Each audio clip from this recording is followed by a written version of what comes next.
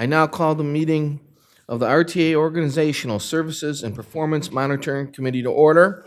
Roll call, please. Mayor Biassiata, Here. Ms. Moss, Mayor Weiss, Here. and Ms. Welch. Here. We have 4 committee members present. Thank you. Today's topic is going to be a new license agreement for our Oracle software, and our presenters are going to be Chris Orlando, Manager of Infrastructure, and Nikki Ponder, our Contract Administrator. The floor is yours.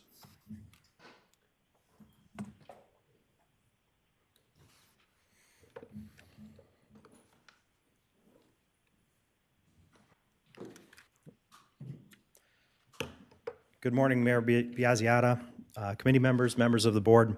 My name is Chris Orlando. I'm the manager of IT infrastructure, and I'm here to present on our Microsoft license, enterprise license agreement. First, I'll give you a little bit of history. From the early 1990s through 2019, GCRTA maintained a server environment primarily composed of Novell file and email servers.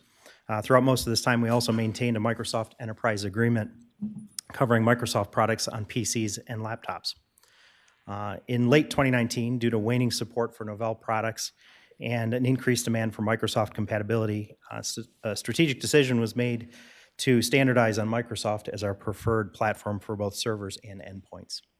In 2020, we entered into a Microsoft enterprise agreement to add, a second Microsoft enterprise agreement to add Office 365 subscriptions to our environment. That year, the migration to Microsoft Outlook was completed. In 2021 and 2022, long-awaited upgrades to other Microsoft products were completed, as well as the implementation of new collaboration technologies such as Microsoft Teams. Adding a second coterminous agreement allowed us to leverage the investment in on-premise licenses that were made over the previous 20 years, but resulted in a mix of on-prem and cloud licensing, making compliance and scaling difficult.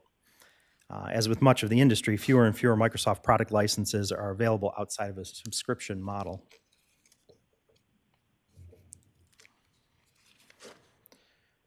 For this renewal, we sought to unify our Microsoft licenses under a single agreement.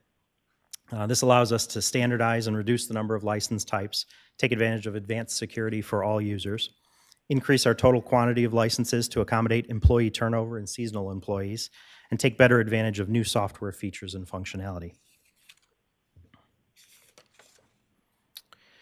If we choose not to proceed with this renewal, we would have to cease use of the cloud components of the agreement, namely Office 365 and Exchange email, and revert to a limited number of on-premise licenses we own for older software versions.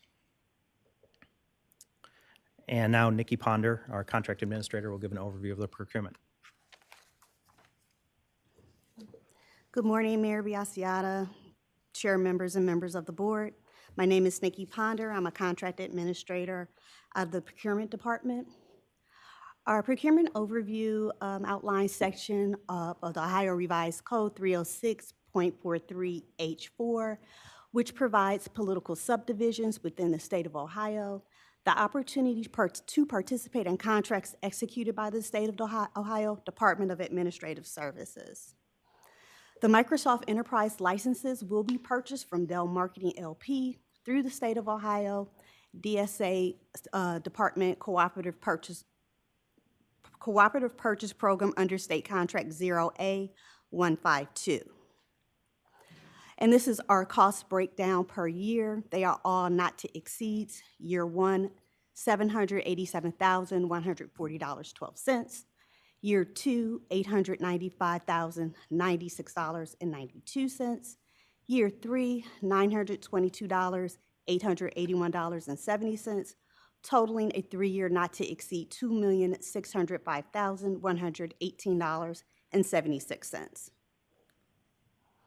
The recommendation is for the Organization Services Performance Monitoring Committee to recommend to the Board of Trustees the award of a contract to Dell Marketing LP for the Microsoft Enterprise licenses in an amount not to exceed the $2,605,118.76 for a period of 3 years.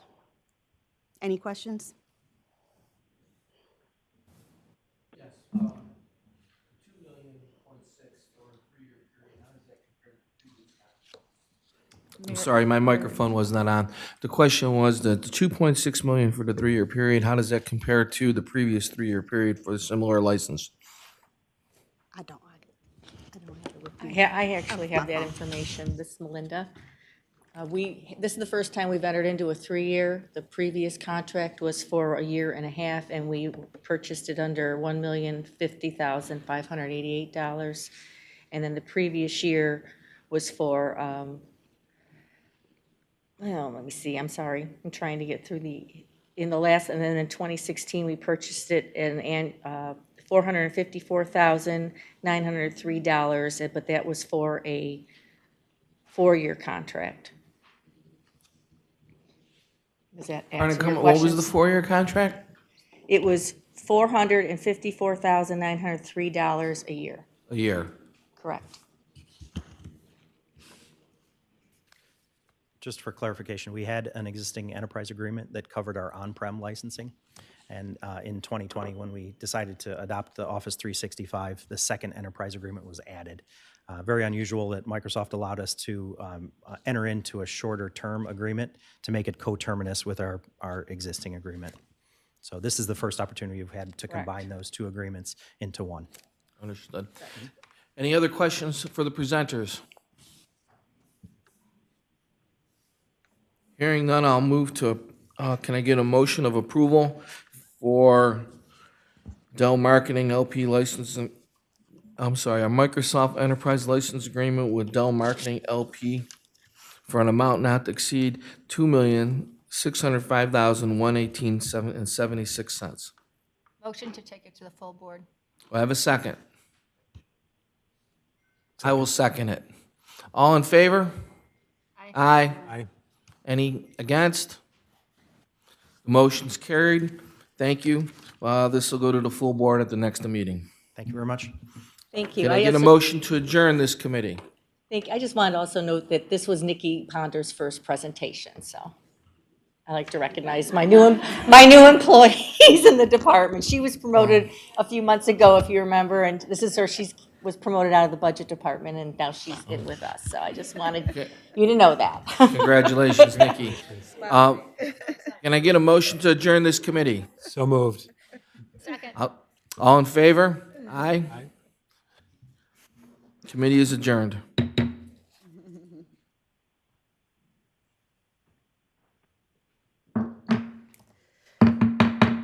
I want to call to order the Operational Planning and Infrastructure Committee.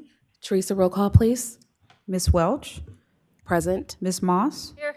Mr. Joyce, Here. and Ms. Peo. Here. We have 4 committee members present. Wonderful. We'll be having a presentation on the RFP procurement for an on-call rail engineering service for a period of 24 months.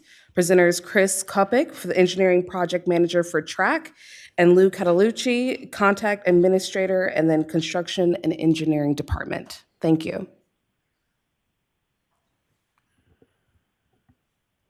The floor is yours. Good morning, Committee Chair, Ms. Welch, committee members, and members of the board. My name is Chris Kopik, Engineering Project Manager of TRAC Projects, along with Lou Catalucci, Project Contract Administrator. Today we're presenting on the On-Call Rail Engineering Services 2022. The Rail Engineering Services provide additional expertise and capacity outside of the GCRTA personnel, providing additional design and technical support. These are on-call tasks as needed and as necessary. Task orders are not to exceed $450,000 over a 24-month term from the notice to proceed. It's important to note these are highly technical and specialized skills, focusing on all things rail engineering, from the track structure, overhead catenary system, the signal system items, communications, including fiber, digital and analog along the right-of-way, and then the electrical power substations that power the rail system. A few potential tasks include modifications and infrastructure upgrades to the GCRTA Brook Park Yard out by the airport for receiving and maintaining the new rail cars as they arrive and commissioning them for service. Additional track rehabilitation packages, and then also track and infrastructure modifications as necessary at the GCRTA Central Rail Maintenance Facility. And with that, I'll turn it over to Lou for his procurement overview.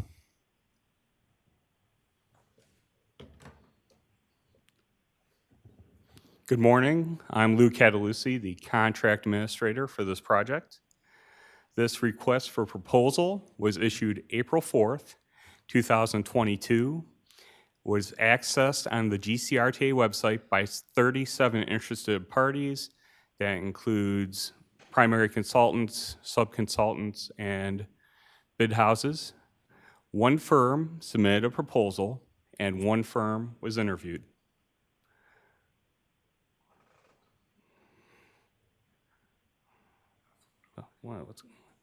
Sorry, I hit the wrong button there.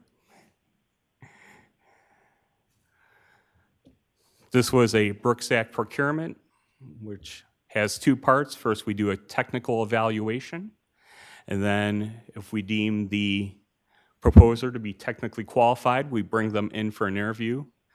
The evaluation is done by a panel of RTA employees from various departments. In this case, the panel was made up of members from engineering and project development, power and way, the Office of Management and Budget, the Office of Business Development, and procurement. The evaluation criteria that was used by the panel was project manager, the assigned staff, past performance, which can be performance at the authority or at other organizations, project approach, the location of majority of work, and DBE participation. Our most technically qualified vendor is Parsons Transportation, Inc. of Dunedin, Florida. While their contracting office is out of Florida, they have a local office here in Highland Heights that will be servicing the contract. There was an 18% DBE goal assigned to this project and will be met by utilizing Dynotech, Inc., Denise's Flagging and Construction Services, Inc., G&T Associates, Inc., and Pro Geotech, Inc. Firm experience, Parsons Transportation Group, Inc. has successfully completed projects for Sound Transit, the New Jersey Transit Corporation, the Metropolitan Transit Authority of Harris County, which is Houston Metro, and the Washington Metropolitan Area Transit Authority, among others. Parsons Transportation Group, Inc. personnel are experienced and familiar with multiple commuter rail systems throughout the nation. Therefore, staff requests that the Operational Planning and Infrastructure Committee recommend award to Parsons Transportation Group, Inc. for consulting services for the On-Call Rail Engineering Services 2022 project. This contract is not to exceed $450,000 for a period of 24 months. We'd be happy to address any questions you may have. Madam Chairman, I'd like to go back to the DBE slide. All right, would you give me a brief peek at the four organizations that are going to make the 18%? Tell me a little bit about each one.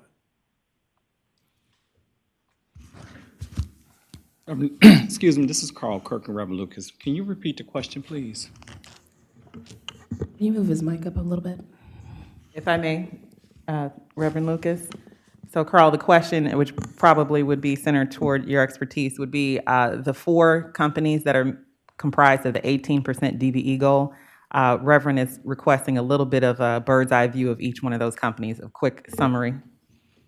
Well, the quick summary is when utilizing the 18% goal, one, we can't identify, meaning have the prime contractor tell them actually to utilize the companies. They actually chose the companies themselves. But what we do is, in utilizing the 18%, what I do is make sure that there is companies that are ready, willing, and able to participate in this procurement. And these 4 companies actually were chosen because of them being able to, ready, willing, able to participate in this procurement and be able to utilize and provide all the services that's been required. No, that's not my question. The question is, give me a little bird's eye view of what composes each of these companies. The breakdown of.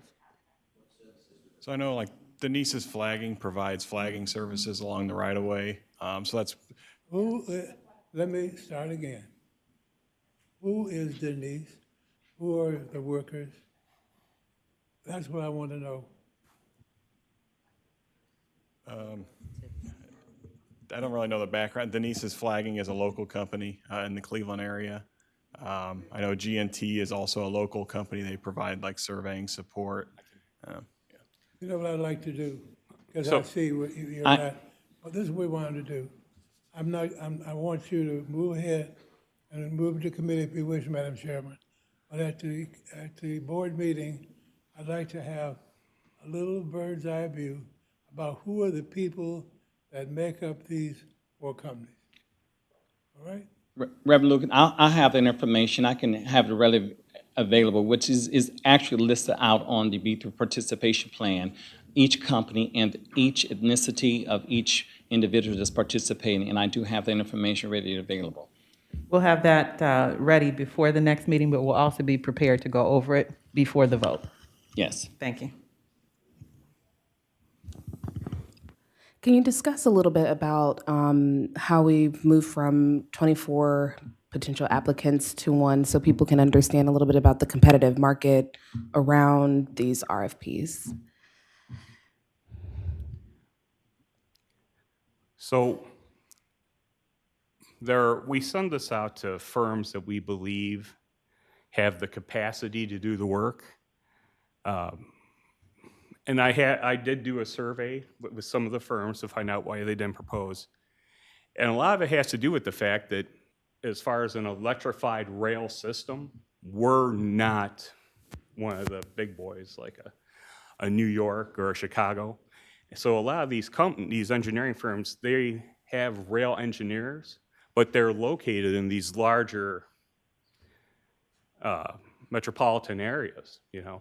So when they talk about putting in a proposal here, and they figure, well, you know, someone else probably has rail engineers closer. Putting these proposals together takes quite a bit of time and cost. And they don't want to propose if they think they're going to lose the proposal to someone who is closer. Typically, this isn't a contract we get a lot of proposals on. If you look back at, say, 2018, we only had 1 proposal then as well because of the highly specialized nature of this work. Thank you. Additional questions? Actually, Ms. Welch, thank you for asking those. I usually am the one who asks the question because I'm always very concerned when we only have 1 person bid. And, you know, it concerns me, and that gets me back to the budget question. So there's no, unless I missed it in here, I didn't see that this was in our budget or what it was, what we were expecting. Because when you have only 1 person bidding, then you're kind of stuck with what they do. And I know you can negotiate, but you're not in a very good bargaining power. So what did we have budgeted for this? So if you're talking, We'll defer over to Mike Shipper. Go ahead, Mike. Yes, this is Mike Shipper. Ms. Moss, yeah, the budget is $450,000. On our on-call contracts, these are all task orders. So what the team will do is we negotiate billing rates, and then those rates are applied to each of the tasks. So the tasks could range from $20,000 to $80,000, depending on the work. But when we negotiate the contract, we set the billing rates that will be in place for the full 24 months of the contract. So that's really where the negotiation takes place. We have a variety of local funds and grant funds that are project-specific, and the task order will be applied to the appropriate grant line item for that particular project that they're helping our staff with.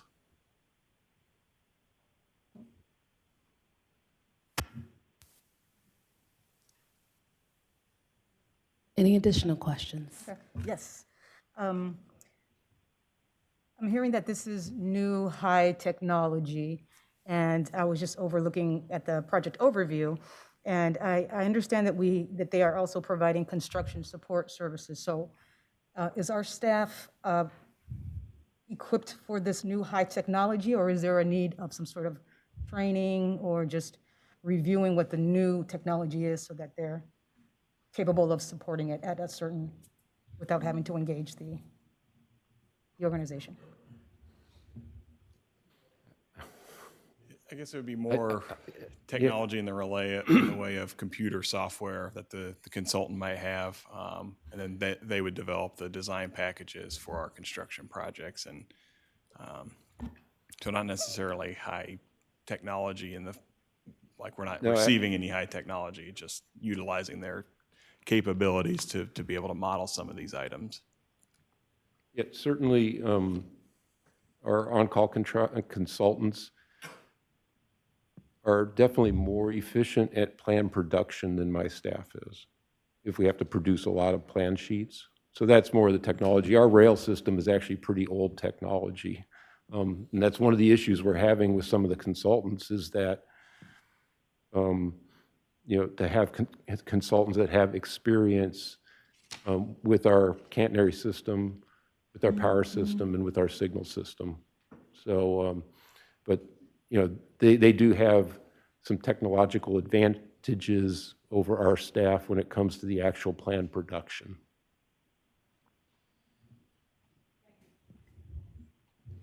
And you may want to touch on the fact that the reason why also we have one of the oldest rail systems. We're one of what we call a legacy system. So while we were one of the first to have not high speed, but rail services, we're now one of the oldest in the country. And so this rail system is the rail system that we put in primarily when we first started having rail. And so it's an older system. So that's why you hear us talking about replacing our rail cars, replacing our rail.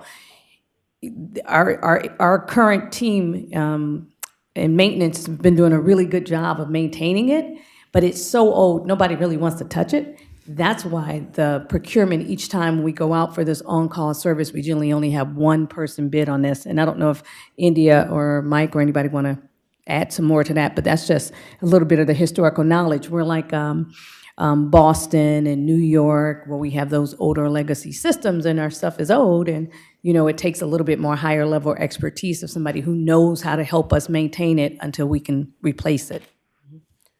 So I'd say, if I can, Ms. McCall, I think that you're hitting on a lot of important points to be able to support the idea that the infrastructure that we have is quite antiquated when it comes to what's kind of newer in the market. Sometimes you do get into a little bit of a niche situation where you have to scour the market and what's available to be able to kind of, I don't want to say go back in time, but you've got to be able to address the needs that we have and then also think about what software is out there now. I think it's a little bit of a misnomer if we talk about high technology and then we talk about an old infrastructure system. That's where the confusion, I think, lies. So I think you make a good point. Anytime that we do put a procurement out, we want to have good competition. We never really want to be in a situation where we bring you one bid, one proposal, one vendor. But with the idea that we are starting to head down the path of procuring new rail cars and revitalizing track work and that kind of thing, our hope is that we will not continue in the one bid, one proposer sort of vein, but understanding that we are part of this legacy system. A lot of these types of one-off bids are pretty prevalent in the industry when you deal with a system that's our age, which is nearing 40 years old, even on rail cars. That's pretty atypical. Usually you age out somewhere between 30 and 35, and that's at max. So when we've gone through the systems that we've rehabbed it a couple of times, you really have to rely on the experts. And as Mike mentioned, we have a very competent engineering team. However, some of the technology that we have doesn't allow us to balance between the new and the old, and this particular vendor does. Mike, if I missed anything, go right ahead. No, I think you covered it, but I would say to the board that our current engineering and construction market is changing as we're chasing inflation, supply chain, and just supply of architects, engineers, and whatever, and the competition for other projects. So yes, I would like to have more proposers, but I expect the trend for the next year is going to be fewer proposers. The marketplace is such that the AEs are being very selective about what they're pursuing.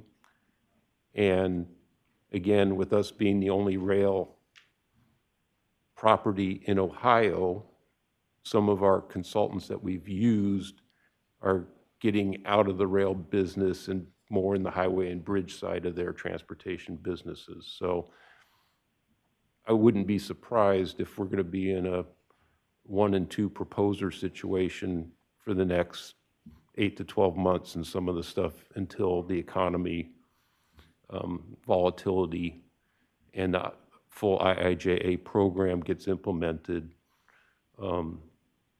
But again, we're happy to have this proposer. I will say this is a new consultant for us. This consultant firm for a long time was contracted with FTA to be our project management oversight consultant, which meant that they could not work on our property. Those contracts are over, and they've been trying to win projects for the last couple of years, and they're going to be successful, hopefully, on this one if you award the contract.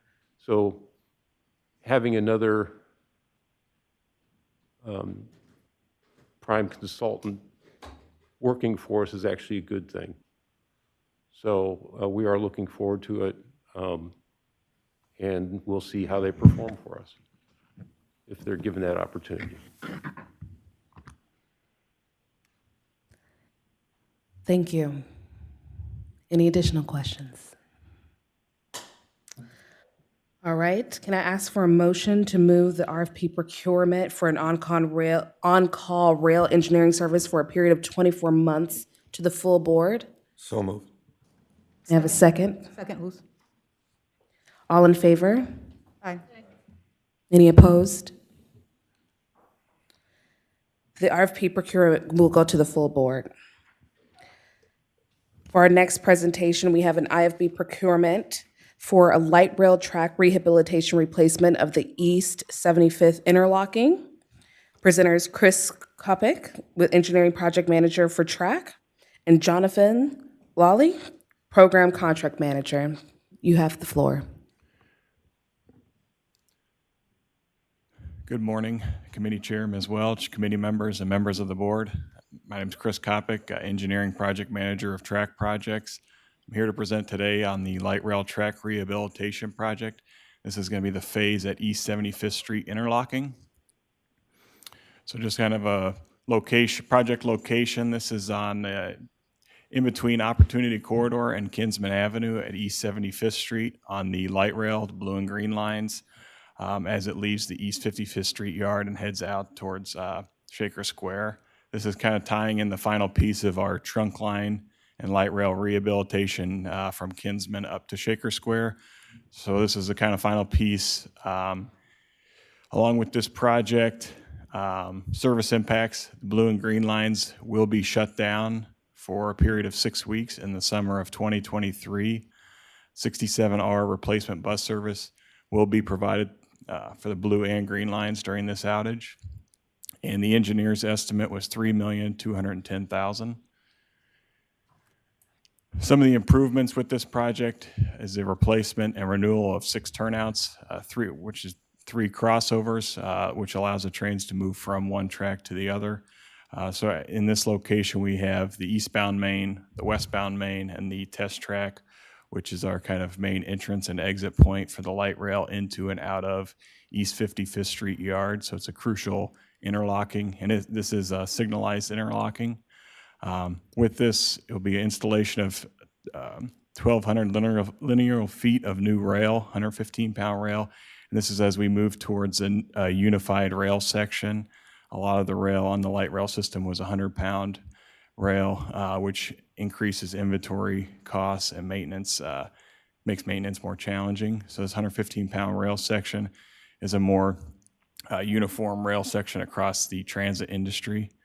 It'll include the installation of 22 new insulated joints, along with 6 new switch machines. And the insulated joints provide the track circuits in between the interlocking to allow for a more consistent operation, and more the 6 switch machines also allow us to unify the system as far as signal components that are necessary for maintenance, and allows for reduced inventory costs.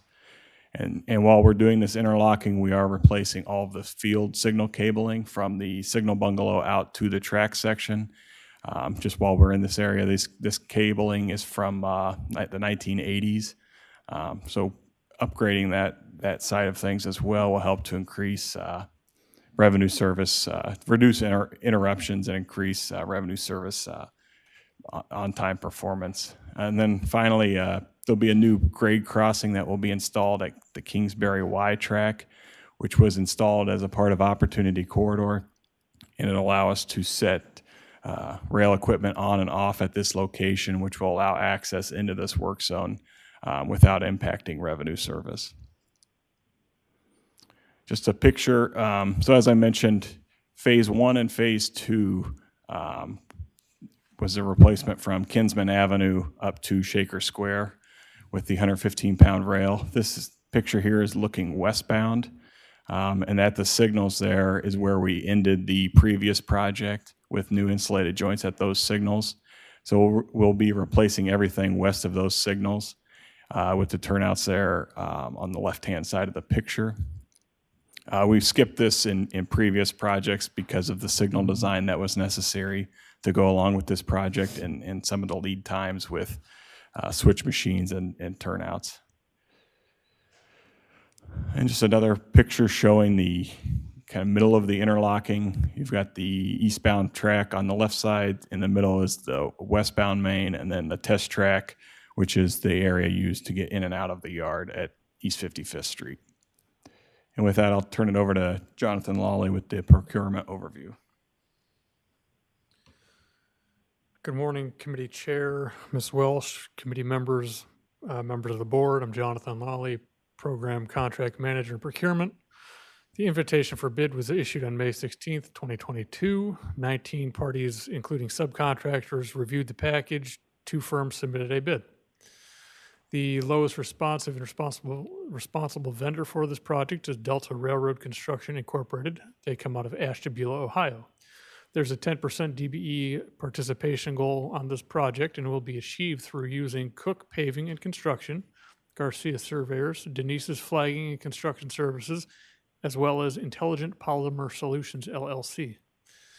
Delta Railroad Construction has completed projects here at the RTA in the past. They've worked for CSX, MTA, Amtrak, and many others. For this project, the staff is requesting the Operational Planning and Infrastructure Committee recommend award to Delta Railroad Construction Incorporated in an amount not to exceed $3,494,819. And we'll be happy to take any questions. If I may, I just want to be able to preempt some of the conversation regarding the DBE because this has a similar sort of tone as the last. What I'm going to do, if okay with the chair and also, of course, with our board and president, is that I would like to ask that we follow suit for this particular item, and we come back with additional information about the DBE. I believe we were 10% for this particular project. But what I also want to do is be careful that we don't set ourselves up for a precedent of getting more information than we typically have in our process. But I think what I'm hearing is we want more information about the DBEs to make sure that we have a thorough process in vetting before we come before the board with a goal that we say we have met. So what I'm going to ask is that we come back and put our heads together behind the scenes And I know that we have, I believe, a fourth quarter presentation promised to the board for DBE and just general business development and contracting. What I'm going to ask is Carl Kirkland, along with Raj Gotham and whoever else might be needed, to include in that presentation in the fourth quarter just an overview of what our process is for solidifying DBE. Do we go out? Do we take a look at those businesses?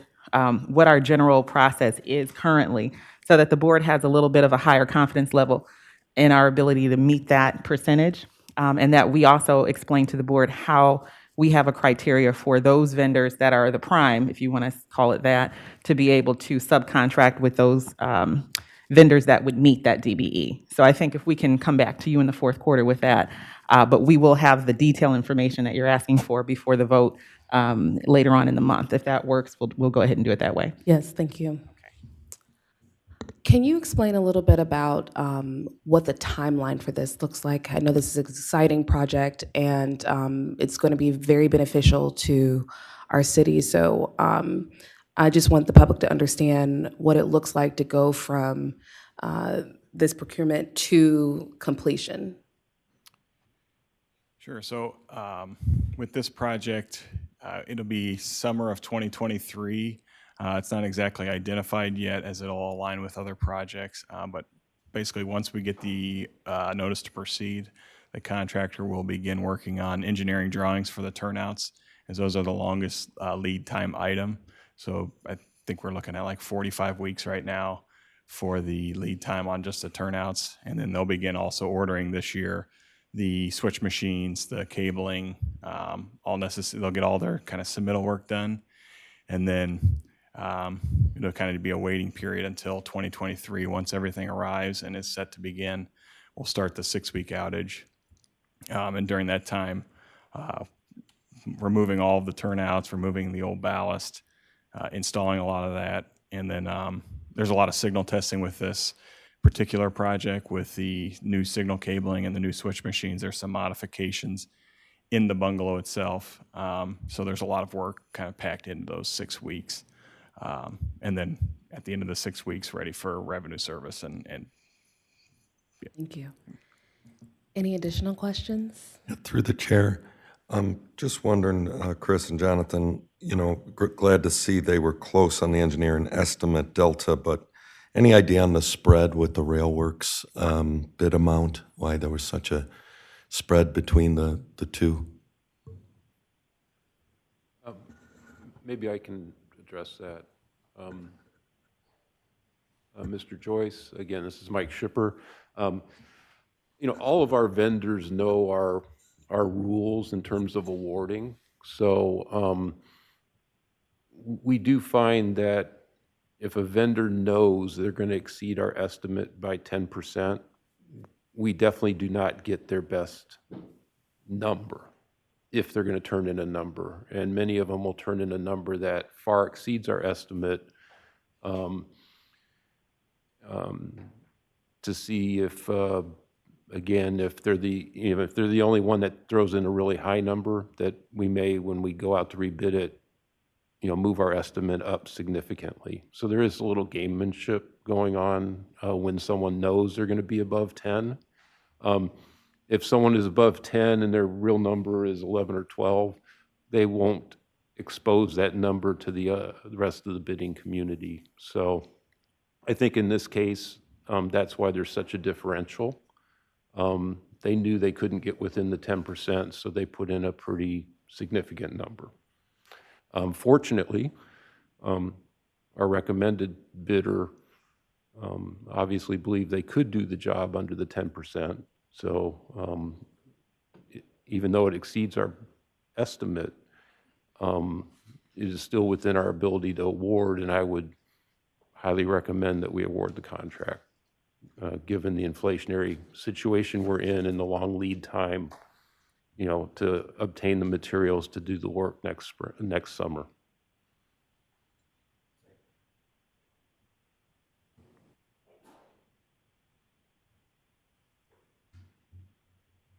Additional questions?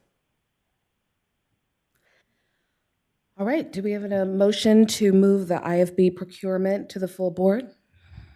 Motion to move to the full board. Second. Second, Luz. All in favor? Aye. Any opposed? All right, the IFB procurement for the light rail track rehabilitation replacement of the East 75th interlocking will move to the full board. Thank you so much.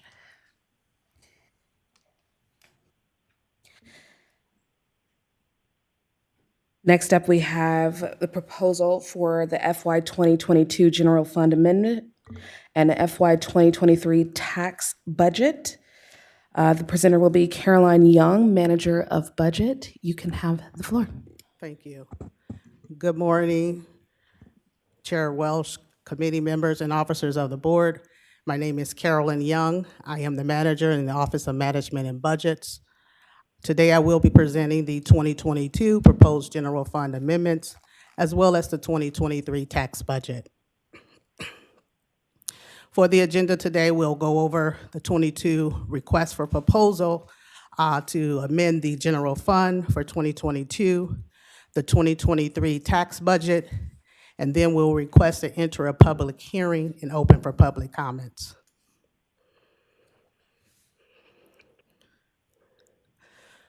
We are proposing to transfer $50 million to the reserve fund for revenue stabilization and transfer $4.5 million to capital improvement fund.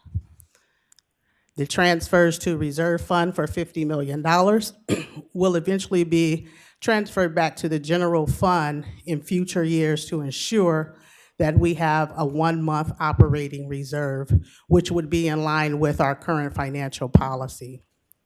We're also requesting that a $4.5 million transfer to our capital, which will cover any outstanding or unfunded projects and to maintain a state of good repair of our current assets.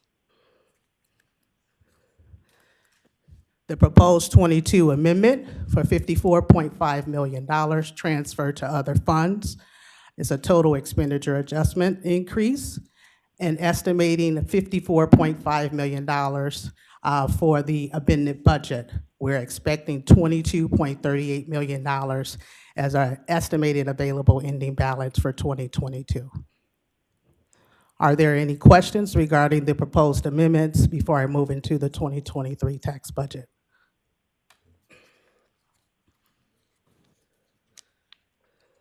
Question, Chair? Yes.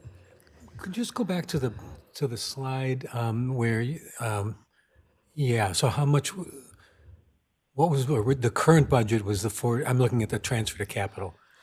Was originally 40 million? Yes, the current budget appropriation that was approved for our 22 budget is currently $40 million.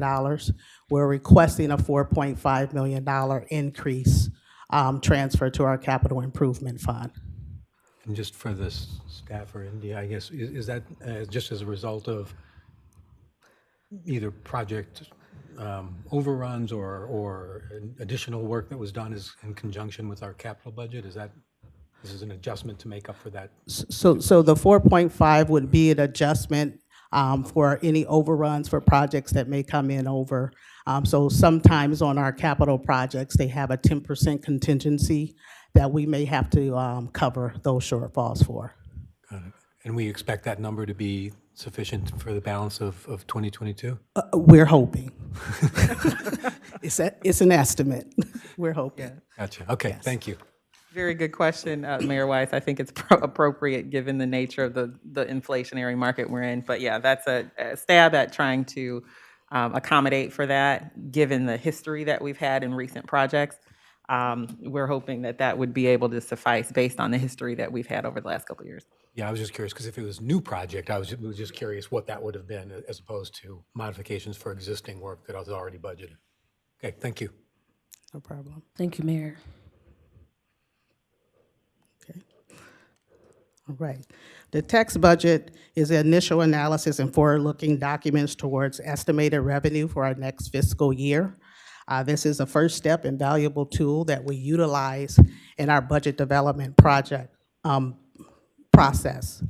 In May, we came to the committee, presented our 2023 capital budget. The board adopted the capital plan.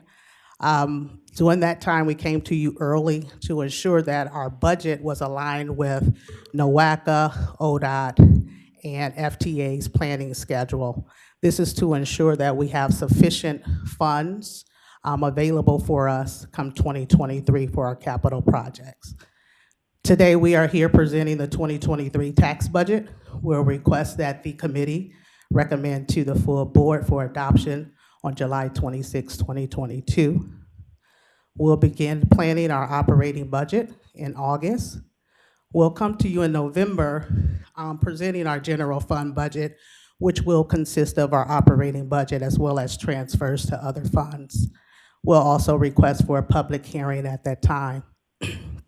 In December, we'll come to you a second time requesting or presenting our fiscal 2023 general fund budget.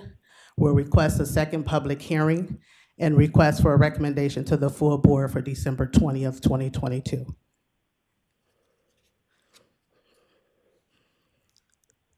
The authority continues to manage effects of the ongoing pandemic, and we continue to monitor economic conditions. In June, the Federal Reserve raised the federal interest rate by 0.75% to combat high inflation rates. The Federal Open Market is forecasting a slow growth in fiscal 2023, projecting to reduce interest rates back to its normal levels. We are projecting no additional federal stimulus assistance. Ridership and sales and use tax revenues are projected to increase a modest rate in 2023 compared to 2022. Currently, the authority has received an average yield of 1.05% on cash investments. Wage increases, which are largely contractual with ATU and FOP, are projected for 2023. We are projecting conservative growth in our two largest sources of revenue, sales and use tax at $259 million, passenger fares at $23.3 million. We're also projecting to keep preventive maintenance reimbursement at $1 million, which is currently our lowest level, utilizing those funds on our grant funds for other capital projects. We're also looking to transfer $10 million from the reserve fund from the revenue stabilization to support our ending balance. Total revenues are estimated at $301.8 million for the 2023 tax budget. The two largest sources of revenues are in sales and use tax at 86%, passenger fares at 8%. The proposed expenditures for 2023 tax budget are as follows. Salaries and overtime at $152 million. Payroll, taxes, and fringes at $56.8 million. Our third largest category is in service, materials, and supplies at $22 million. And transfers to other funds for $41.8 million. These are set aside for other transfers to other funds for our insurance fund, debt fund, capital improvement fund, pension fund, as well as the reserve fund. The estimated total expenditure ending balance is $317.4 million. The three largest expenditure categories are salary and overtime at 48%, payroll, taxes, and fringes at 17.9%, transfers to other funds at 13.2%. In summary, we are requesting or presenting a 2023 tax budget for total resources of $340.5 million. Total operating expenditures at $317.4 million. Estimating available ending balance of $23.2 million, leaving approximately a 1-month operating reserve. We are also projecting for the next 2 years, out years, an estimated ending balance of $22.68 million in 2024, and $24.2 million for 2025. These are approximate estimates for a 1-month operating reserve.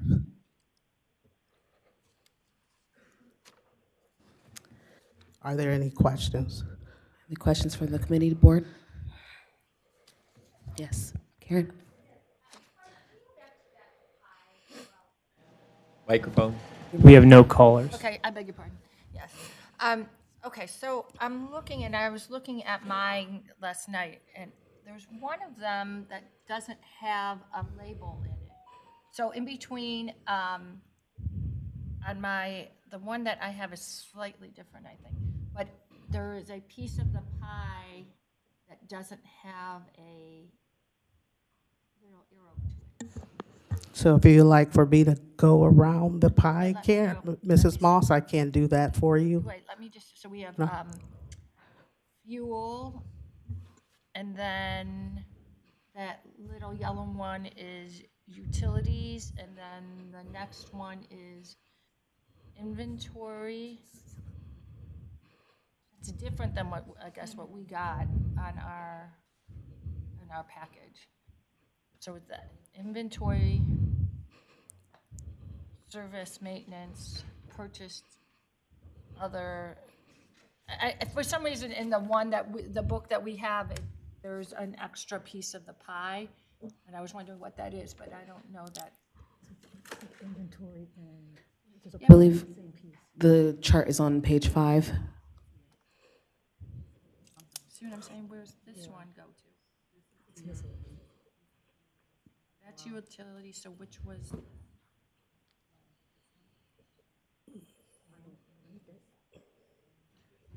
Oh, they're both green. This one's just supposed to be, okay, got it. We're good, thanks. Thank you. Know where are all the pieces of the pie? I was counting. Make sure that there aren't any extra slices. You go Any additional questions from the board before we move? Yes, Mayor. back on one slide prior to this, I believe. You look at salaries and overtime and the payroll tax and fringe benefit line item. You look at the 21 actuals, and then you jump to the 23 tax budget. We're showing an increase in salaries, but yet payroll taxes and fringe benefits show a decrease. That seems a little counterintuitive to me. Could you explain that, please? So with the payroll taxes and fringes, it is an assumption that we have made that the payroll taxes, fringes are still stabilizing at a certain rate. So when we look at 2021, the actual is stated at $57 million. But in 2023, as you're pointing out, we have declined a percentage of a point there. So we're expecting that the payroll taxes are not going to be that high, but our fringes are still stabilized. Which payroll taxes do you think are going to decrease? And has that been taken into, has that occurred? 'Cause I'm not aware of any decrease in FICA withholding, Social Security, city taxes, state taxes. So right now, over the past few years, our fuel taxes have decreased. Carolyn, if I may jump in, Mayor Kumar. Just talking payroll taxes. Right. Yeah. Okay. Right. So this is Raj. I think the assumptions that we are using, and as far as the payroll taxes, obviously will remain stable. The largest component of the fringe benefits, et cetera, are the different allowances that we may have, as well as the healthcare expense. And from time to time, we do make estimates based on the experience rates and major surgeries, major whatever, and I think those are the projections that you're seeing. So the largest decrease would be on those fringes, not necessarily the payroll taxes.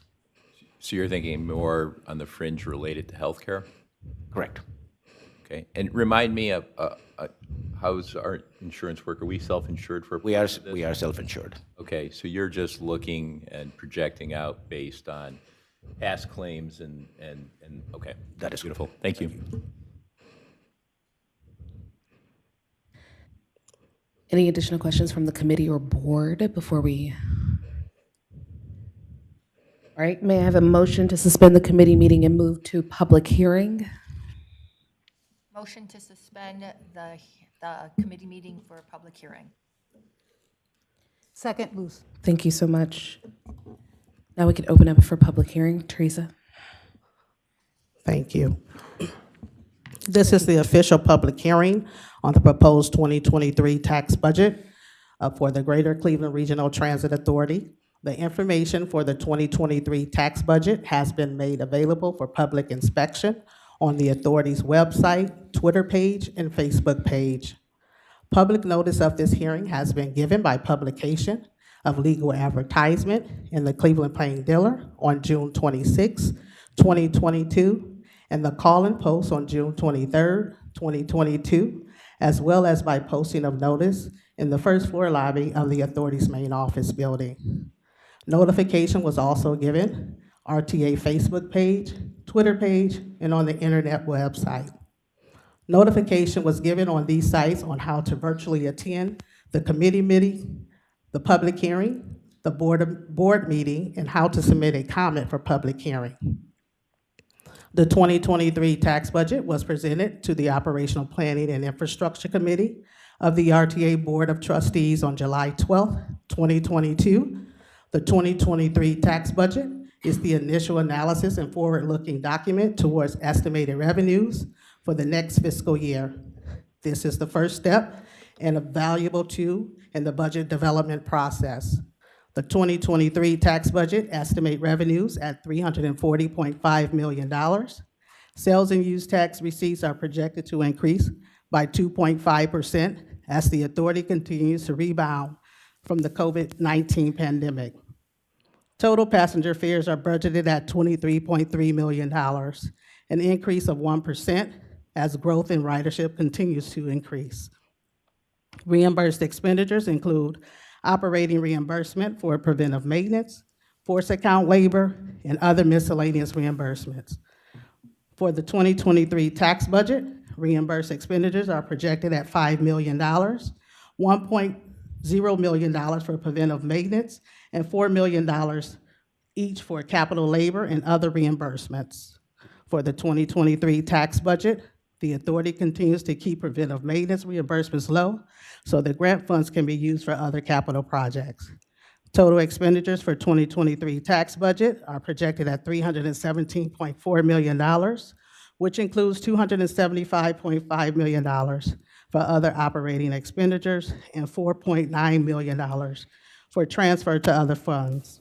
The strategic effort we have put in place over the past few years has enabled us to maintain a sustainable budget through 2025 and beyond. Thank you. Thank you, Ms. Young. We'll now take comments from the public.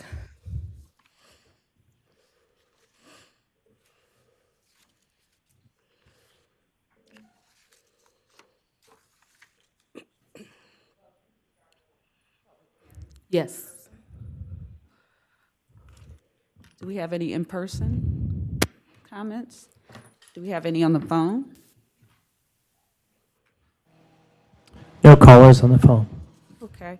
And at this time, I am having some technical difficulties checking the email, but I did go upstairs. There were no comments, and I will check those again after the meeting. If there are comments, I will forward those.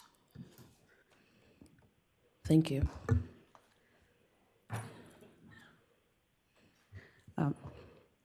At this time, Ms. Welch, would you like to reconvene your committee?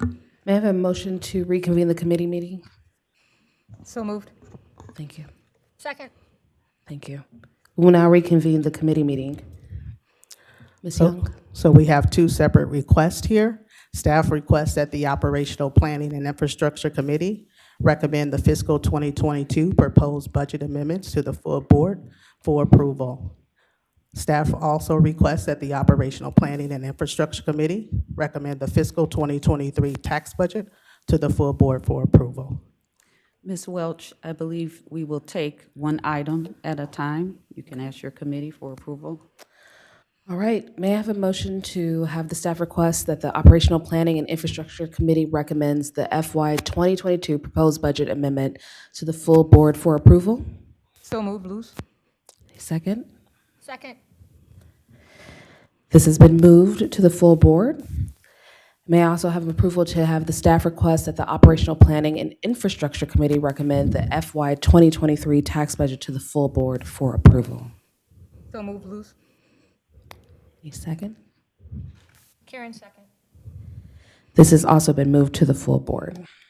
Thank you. Thank you. May I now ask for a motion to adjourn this meeting? Okay. Ms. Welch? Yes, yes. We have to ask if they're all in favor. Oh, yes, all in favor, excuse me. Opposed? That's fine. Yes. Aye. All opposed, any opposed? Okay. No. Thank you so much for that, Teresa. Item. Okay. All right, at this time, if you'd like to adjourn your committee, Yes. you can do that. Asking for a motion to adjourn. Thank you. Second. Thank you so much. All in favor? Aye. Any opposed? This committee meeting is adjourned. All right. Thank you. That is the end of committee meetings today. Thank you very much, everybody, and I want to thank